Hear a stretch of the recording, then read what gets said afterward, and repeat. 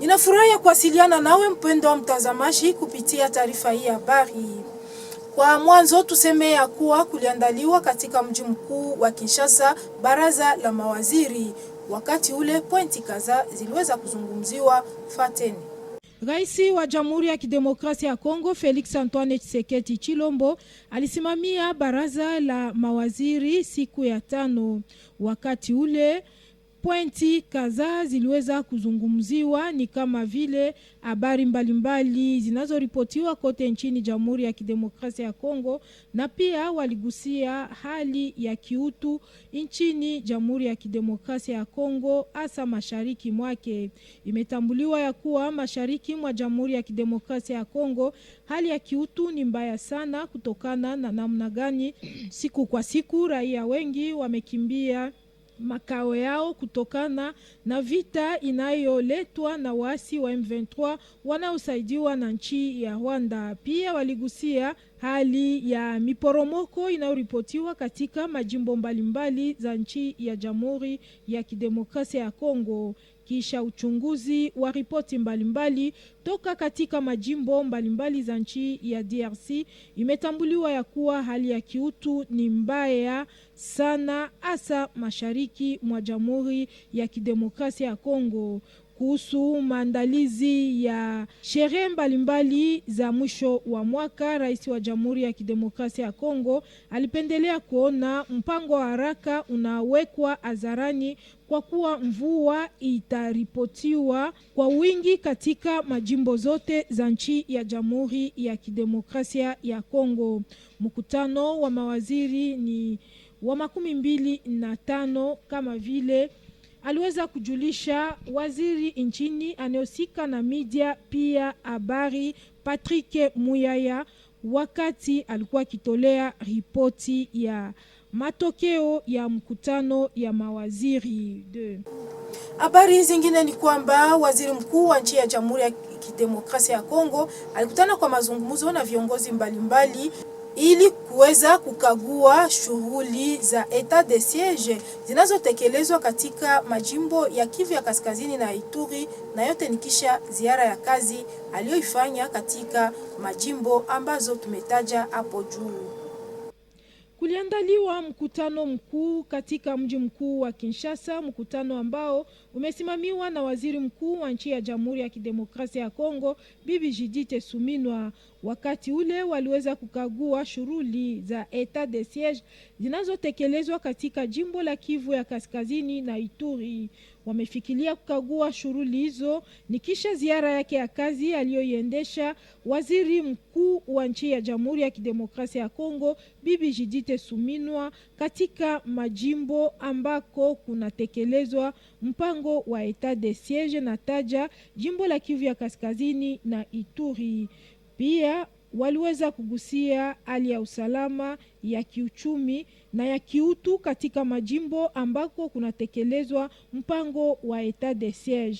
Wakati ule waziri anayehusika na habari na pia media Patrick Muyaya alipata nafasi ya kujulisha ya kuwa kurejeshwa kwa amani mashariki mwa Jamhuri ya Kidemokrasia ya Kongo ni jambo ambalo serikali ya Jamhuri ya Kidemokrasia ya Kongo inapendelea liripotiwe haraka iwezekanayo. Kutokana na hiyo vita inayoletwa na waasi wa M23 wanaosaidiwa na nchi ya Rwanda mashariki mwa Jamhuri ya Kidemokrasia ya Kongo tayari imesababisha maafa mengi na kupelekea walio wengi kuweza kukimbia maskani yao.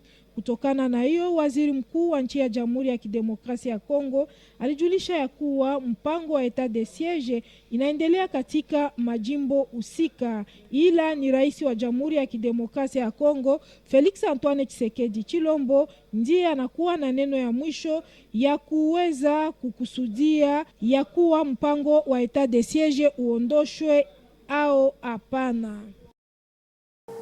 Matokeo ya kesi kuhusu Corneille Nangaa na wafuasi wake imejulishwa kunako korti ya kijeshi ya Ndolo Faten. Corneille Nangaa na wafuasi wake wametolewa adhabu ya kifo. Ilikuwa ni wakati wa kesi ambayo iliweza kuandaliwa kunako korti ya kijeshi ya Ndolo. Habari hiyo imehakikishwa kutokana na namna gani siku kwa siku walikuwa wakishitakiwa mauaji, ubakaji na uporaji wa mali ya raia. Wakati wa kesi hiyo, waziri nchini anayehusika na sheria Constant Mutamba aliweza kujulisha ya kuwa hatua hiyo itasaidia nchi ya Jamhuri ya Kidemokrasia ya Kongo kufikilia amani, kwa kuwa siku kwa siku wengi wanakuwa wakizarau shughuli za vyombo vya sheria. Ndio maana kila yeyote anayeshitakiwa kuweza kuyumbisha usalama na pia kupora mali ya raia, mara tu atakaposhikwa inabidi afikishwe kunako vyombo vya sheria ili kujibu kwa makosa yake. Kunako bunge la jimbo la Kivu ya Kusini, wanabunge wa jimbo la Kivu ya Kusini walipata nafasi ya kuweza kukubali mradi wa bajeti wa jimbo la Kivu ya Kusini kwa kipindi cha mwaka wa 2025. Yote imeanza na kuweza kujulisha vilivyo umuhimu wa bajeti ya mwaka katika lengo ya kuweza kupelekea raia wengi kufaidika na miradi ambazo zitatekelezwa katika jimbo la Kivu ya Kusini. Kisha hapo maulizo na majibu ya wanabunge ziliweza kutolewa kwake liwali wa jimbo la Kivu ya Kusini Profesa Jean-Jacques Purusi Sadiki. Kisha maulizo alipata nafasi ya kujibu kwa maulizo ya wanabunge, na kutokana na namna gani wanabunge waliweza kurizika na majibu aliyowatolea, ndipo mradi wa bajeti toka jimbo la Kivu ya Kusini kwa kipindi cha mwaka 2025 imekubaliwa siku ya 5. Mkutano uliendeshwa kunako ofisi ya bunge la jimbo la Kivu ya Kusini inayopatikana pa Labote mtaani Ibanda, mbele ya viongozi mbalimbali na wanamemba wa serikali ya jimbo la Kivu ya Kusini. Habari zingine ni kwamba PFCGL imeahidi ya kuwa itaendelea na kuwasindikiza wachuuzi wadogo mipakani ili kazi yao iboreshwe. Faten. PFCGL ilikuwa katika mkutano hapa mjini Bukavu. Lengo ya mkutano ni kutafuta mbinu za kuweza kuboresha maisha ya wachuuzi wadogo mipakani. Wakati ule coordonata wa PFCGL Bwana Thierry Kaembe alipata nafasi ya kuweza kuomba kwa wachuuzi wakubwa kuwa na mipango ya kuweza kuwasapoti wachuuzi wadogo. Pia alipendelea kuona shughuli za wale ambao wanatumika mipakani zinaenda kuboreshwa. Wachuuzi wadogo wa mipakani wameomba kwa wafadhili wao kuangalia namna gani watakarabati barabara za mazao ya mashamba ili kuwarahisishia kazi wanazozitekeleza hapa mjini Bukavu na hasa katika maeneo ya vijijini, ili wajue vilivyo namna gani kufikisha bidhaa hapa mjini Bukavu. Wauzuriaji ni wale wanaotumika katika ofisi mbalimbali za serikali zinazotumikia mipakani na pia wachuuzi wadogo wa mipakani. Kikao kimefunguliwa na kiongozi wa ofisi ya liwali wa jimbo la Kivu ya Kusini Bwana Charles Buendwa Mudaama. Wakati ule aliweza shukuru wachuuzi wadogo kwa kazi wanazozitekeleza, ila aliwaomba siku kwa siku kuboresha kazi yao. Mkutano liendeshwa katika chumba cha mikutano toka Hotel Bodega mtaani Ibanda.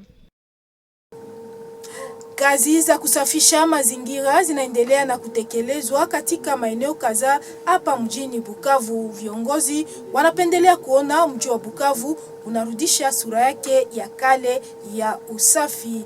Kwa hiyo siku ya 6 ni muda mzuri ya kutekelezwa kwa kazi za pamoja ama salongo. Kwa hiyo waziri anayehusika na mambo ya mazingira alipata nafasi ya kusimamia kazi za salongo ambazo zilitekelezwa mtaani Kadutu pa nafasi paitwapo wa Tonane. Mahali hapo kunaripotiwa mfereji mkubwa ambao walipata nafasi ya kuondoa uchafu unaopatikana ndani kwa ajili ya kupatia maji ya mvua njia. Yote yameendeshwa wakiweko viongozi mbalimbali, kiongozi wa mtaa wa Kadutu na makamu wake na wengine viongozi mbalimbali hasa wa kata mbalimbali na watawala la msingi. Wametoa mwito kwa raia kujihusisha siku kwa siku na kazi za pamoja ama salongo na kuepuka tabia ya kutupa uchafu katika mifereji. Mpendo mtazamaji, huu ni mwisho wa taarifa habari toka RTNC, kituo cha jimbo la Kivu ya Kusini.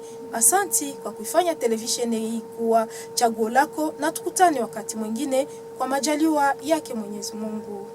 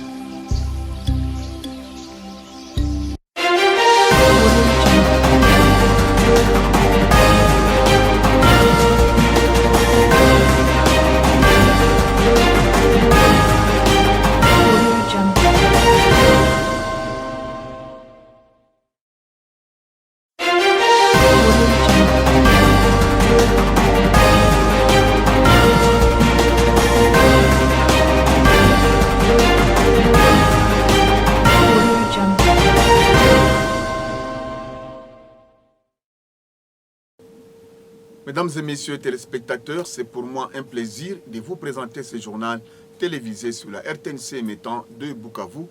Bienvenue à tous et à toutes.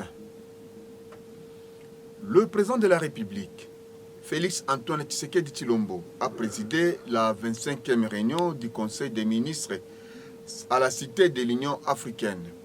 5 points étaient figurés à l'ordre du jour. Nous proposons de suivre un extrait de ce compte rendu fait ici par le ministre de la Communication et Médias, Patrick Mouyaya Katembwe.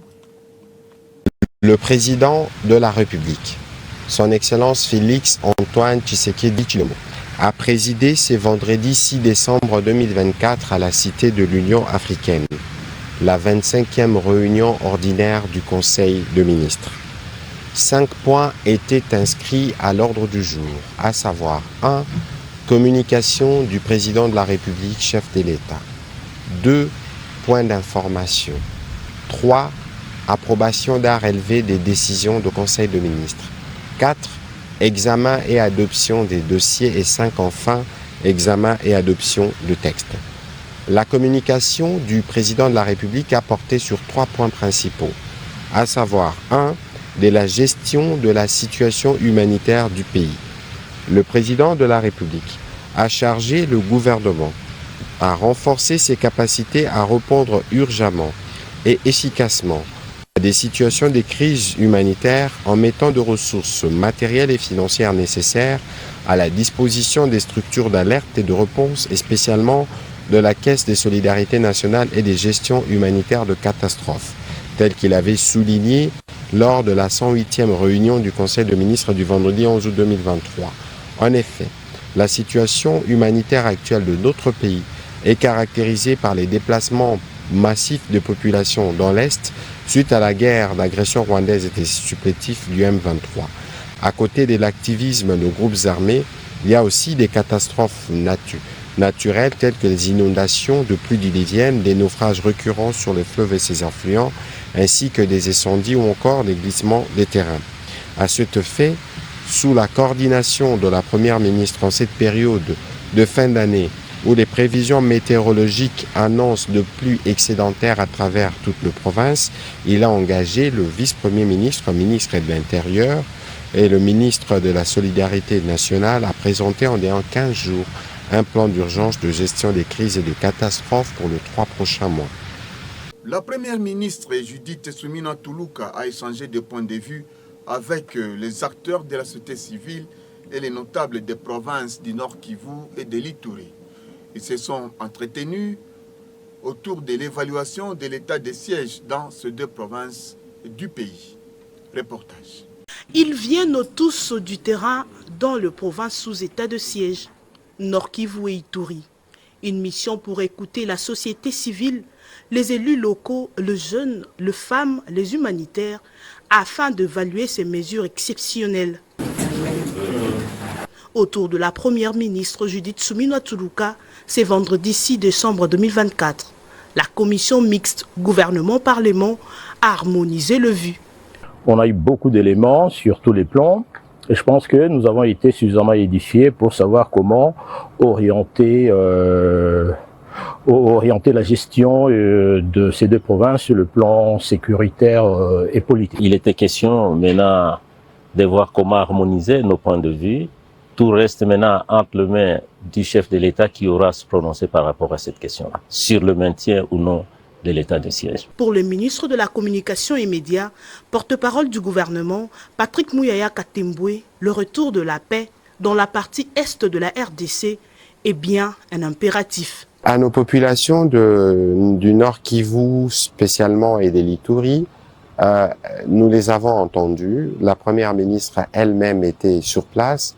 Elle a pris le temps d'écouter toutes les couches.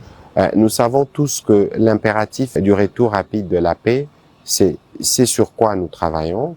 Nous avons beaucoup insisté dans nos discussions sur la question humanitaire, sur la question de la sécurité, sur la question d'autres questions liées à certains emprisonnements.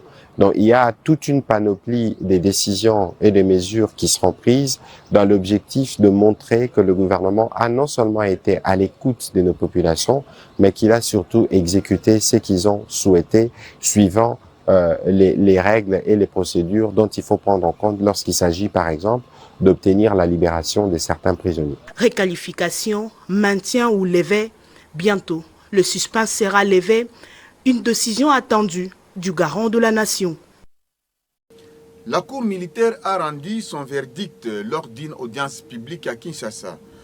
La Cour militaire a condamné à mort les rebelles de l'Alliance du fleuve Congo et à la saisie des biens de Corneille Nangaa, un chef de ce mouvement rebelle rallié au M23. Reportage. Le verdict est tombé.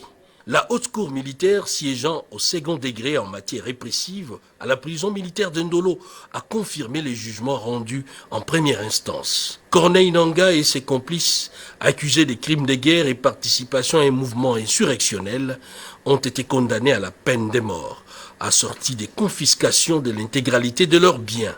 Une condamnation par contumace. Les ministres d'État, ministre de la Justice, Constant Mutamba, a reconnu qu'il s'agit ici d'une mesure exemplaire qui, selon lui, marque une étape décisive pour restaurer la sécurité et la justice dans le pays. La haute cour militaire a confirmé la condamnation à mort de tous les criminels qui ont été appréhendés aux côtés de M. Corneille Nangaa, qui ont décidé de trahir la République et de servir les intérêts du Rwanda. Nous, en tant que ministre de la Justice, nous allons veiller que la peine de mort soit exécutée contre les condamnés, en tout cas les 5 qui étaient appréhendés et sont sur place ici à Kinshasa, contre M. Corneille Nangaa et ses affidés en fuite. Pour certains wanted, encore dans la nature, des mandats d'arrêt internationaux ont été émis pour les interpeller où qu'ils se trouvent, a insisté les gardes des Sceaux. Au Sud Kivu, les députés provinciaux ont jugé recevable le budget provincial de l'exercice 2025 estimé à 783 milliards de francs congolais. Le gouverneur du Sud Kivu, le professeur Jean-Jacques Pouroussi Sadiki, a défendu ce budget lors d'une plénière présidée par le président de cet organe délibérant, l'honorable Feston Kabeza Zindula. Témoin de l'événement, Adolphe Koubali Kikouni et Léonard Safari Tanama. À l'Assemblée provinciale, les députés provinciaux ont jugé recevable le projet des dits budgétaires de la province exercice 2025 et les budgets rectificatifs de l'exercice 2024 lors de la plénière tenue le vendredi 6 décembre dans la salle des plénières. Le gouverneur de province, le professeur Jean-Jacques Porossi Sadiki, a présenté le projet du budget rectificatif exercice 2024 avant que le ministre provincial en charge du budget n'en donne les détails chiffrés. Selon le gouverneur, le budget de la province du Sud Kivu, exercice 2025, est présenté en équilibre en recettes et en dépenses à la hauteur de plus de 783 milliards de francs congolais, comparé au budget rectificatif de l'exercice 2024 de plus de 545 milliards de francs congolais. Il se dégage un taux d'accroissement de 30%, constitué des recettes internes et externes. Le ministre provincial en charge du budget a évoqué 65 prévisions relevant les contextes politiques, sécuritaires et socio-économiques de la province qui ne permettent pas une forte mobilisation des ressources du fait de l'incivisme fiscal. Cependant, il faut se féliciter du climat de confiance qui règne entre l'Assemblée provinciale et le gouvernement provincial, mais aussi les réformes initiées pour relever les défis. Ce projet des dits budgétaires 2025 est envoyé à la commission ECOFIN pour tenir compte des amendements soulevés par les députés provinciaux et toutes les recommandations relevées par les honorables députés. La plénière a été dirigée par l'honorable Feston Zihindula Kabeza, président de l'Assemblée provinciale, en présence des ministres provinciaux. La ville de Bukavu a abrité le vendredi 6 décembre un atelier d'une journée d'information sur les projets du commerce et d'intégration dans la région des Grands Lacs, PFCJL, un projet du gouvernement congolais financé par la Banque mondiale. Reportage signé Pascal Mouigny Massimango. Ce projet vise à améliorer les conditions de vie des petits commerçants transfrontaliers exerçant des activités journalières entre les pays voisins de la RDC avec un chiffre d'affaires de $500 américains. La coordination nationale de ce projet lance un appel aux entrepreneurs congolais de s'approprier ce projet qui a de nombreuses opportunités offertes pour eux. Le coordonnateur du PFCIGEL, devant les acteurs du secteur privé, entre autres, les responsables des différentes associations et les services de l'État œuvrant dans les frontières, a donné quelques réalisations déjà menées par le projet, entre autres l'augmentation du nombre des petits commerçants, la diminution des temps pour les formalités dans les frontières, ainsi qu'une satisfaction des petits services rendus aux petits commerçants par les services des migrations. Le message est que le projet c'est pour eux, pour le petit commerçant transfrontalier, pas que eux, également ceux qui peuvent contribuer à ce que le petit commerçant transfrontalier se retrouve. Ils peuvent être aussi grands, ils peuvent être aussi moyens, ils peuvent aussi être petits. Parce qu'on va dans le cadre de la solidarité que le grand puisse tenir par la main les petits commerçants transfrontaliers.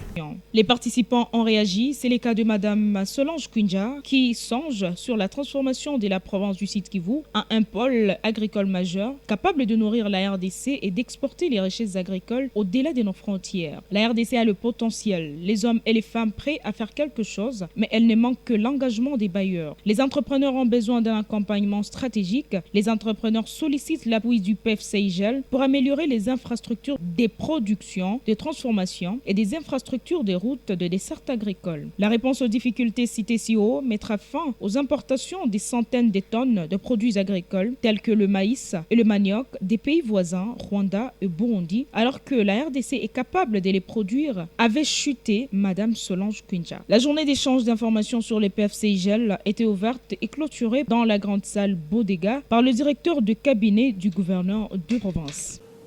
Le ministre provincial de l'Agriculture, Didier Kabibachiz, quant à lui, a supervisé et exécuté les travaux communautaires de ce samedi 7 novembre au collecteur chez Tonane. Nous sommes dans la commune de Kadoutou. Les travaux ont consisté à évacuer les immondices stockés à ces collecteurs. Patrick Tombola pour le reportage.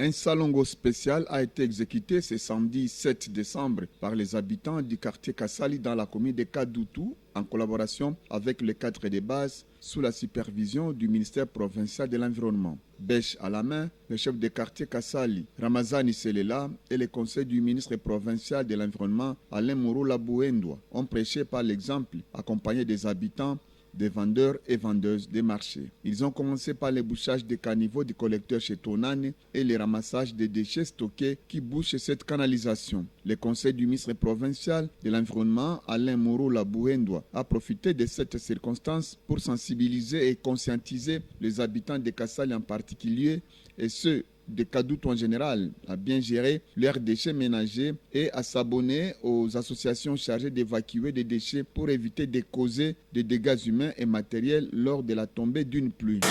Vous avez vu même des pneus, vous avez vu toutes sortes de déchets et qui ne permettent pas vraiment, qui n'inspirent pas la responsabilité de notre population. Il fallait que notre population du Sud Kivu continue à comprendre que les activités communautaires dites salons ne sont pas une activité seulement appropriée aux seules autorités, mais c'est une activité appelée communautaire et la population doit s'approprier ces activités. Le problème n'est pas seulement le dégagement des déchets tels que vous l'avez constaté sur les lieux. Le problème, c'est au niveau de la gestion de ces déchets au niveau de nos ménages. Donc, il suffisait tout simplement que nos ménages puissent développer un esprit là patriotique, en fait de voir comment est-ce que dans la responsabilité, on peut arriver à s'adhérer devant certaines entreprises qui sont à leur disposition pour la gestion de ces déchets. Les déchets évacués ont été transportés dans un camion de la commune de Kadout. Mesdames et messieurs téléspectateurs, nous voici arrivés à la fin de cette session d'information. Merci et bonne suite de nos informations sur la télévision nationale congolaise.